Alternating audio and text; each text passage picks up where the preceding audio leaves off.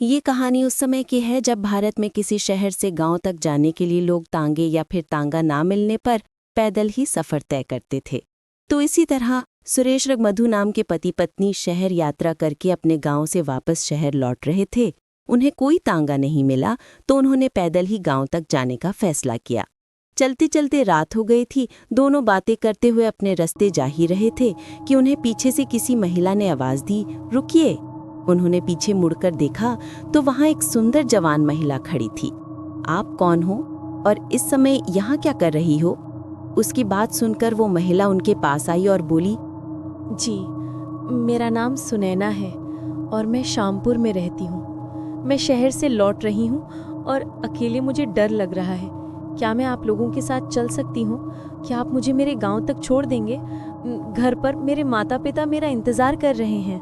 मधु को न जाने क्यों वो महिला कुछ अजीब सी लगी, पर उसने सोचा शायद रात का समय है इसलिए उसे ऐसा लग रहा है। ये सोचकर वो कुछ ना बोली। थोड़ी देर में मधु और सुरेश का घर आ जाता है। सुरेश सुनैना को उसके गांव तक पहुंचाने के लिए चल पड़ता है। रात और अधिक गहरा गई थी। गांव पीछे रह गया था। सुरेश और सुनैना ने एक दूसरे को देखा, पर सुरेश को कुछ बहुत ही अजीब सा एहसास हुआ। वो कुछ बोला नहीं और चुपचाप सुनैना के साथ चलता रहा।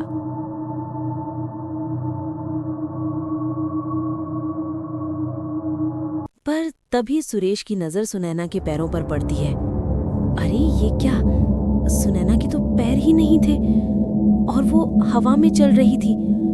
ये देखकर सुरेश की आंखें फटी की फटी रह गई। उसका पूरा शरीर डर से कांप रहा था।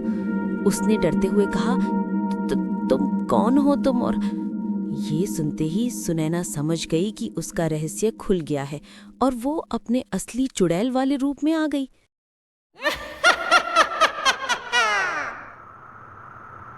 मेरा नाम सुनैना ही है, पर मैं एक चुड़ैल हूँ।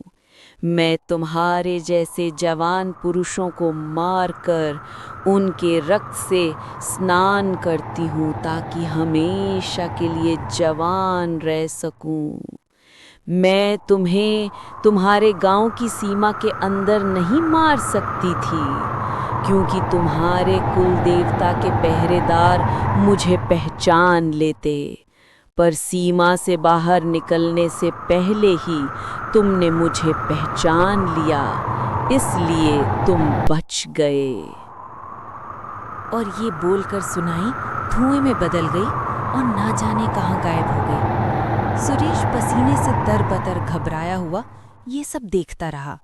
उसने एक लंबी और गहरी सांस ली और बिना रुके घर की ओर दौड़ पड़ा। तो दोस्तों, कैसी लगी ये कहानी? अपनी कमेंट्स में ज़रूर बताना और ऐसी और कहानियाँ सुनने के लिए सब्सक्राइब कर लेना।